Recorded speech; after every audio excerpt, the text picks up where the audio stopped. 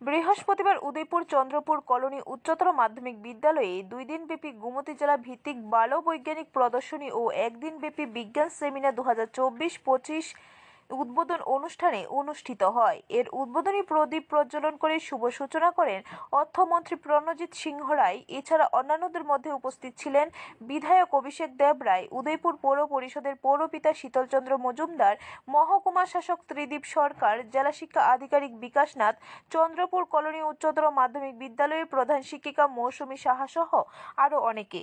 উদ্বোধন শেষে বিজ্ঞান প্রদর্শনীর ফিতা কেটে শুভ সূচনা করে অর্থমন্ত্রী প্রণজিৎ সিংহ রায় সহ অতিথিবর্গরা।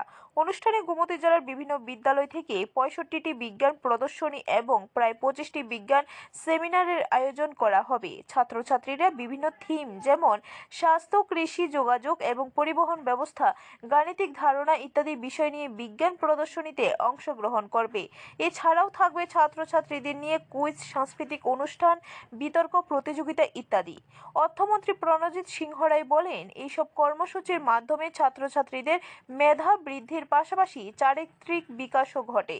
তিনি আরও বলেন, ছাত্রছাত্রীদের অবশ্যই গতানুগতিক চিন্তাধারার বাইরে উদ্ভাবনী এবং সৃজনশীল মানসিকতায় উদ্বুদ্ধ হতে হবে। এক্ষেত্রে কৃত্রিম বুদ্ধিমত্তার উপর জোর দেওয়া যেতে পারে। তিনি ছাত্রছাত্রীদের বিজ্ঞান প্রদর্শনীর ক্ষেত্রে সঠিক গাইডলাইন দেওয়ার জন্য শিক্ষকদের পরামর্শ দেন। এছাড়া আরও বলেন, শিক্ষার ক্ষেত্রে বিজ্ঞান বিষয়ক নিয়ে রাজ্য সরকারের বহু চিন্তাধারা রয়েছে। এই অনুষ্ঠানে ছাত্রছাত্রী ও শিক্ষক শিক্ষিকাদের উপস্থিতি ছিল লক্ষণীয়। তাদের সঠিকভাবে শিক্ষাদানের জন্য এবং তাদেরকেও সেখানে তাদের এই ট্রেনিং ব্যবস্থা করে আনা হয়েছে। তো স্বাভাবিকভাবেই যে আজকে বিজ্ঞান মেলায় যে স্টুডেন্টস যারা নিজেদের ভাবনা বিচার ব্যবস্থার মধ্যে এবং তারা এই ধরনের বিভিন্ন মডেল তৈরি করে এই বিজ্ঞান মেলাতে তারা অংশগ্রহণ করে।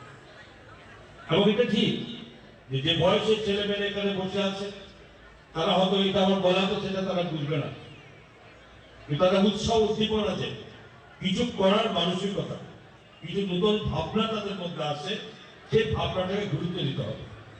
এবং আজকে ছোট থাকতে করার বা এটা কিছু করার প্রেরণা। ব্যুরো রিপোর্ট, খবর ত্রিপুরা।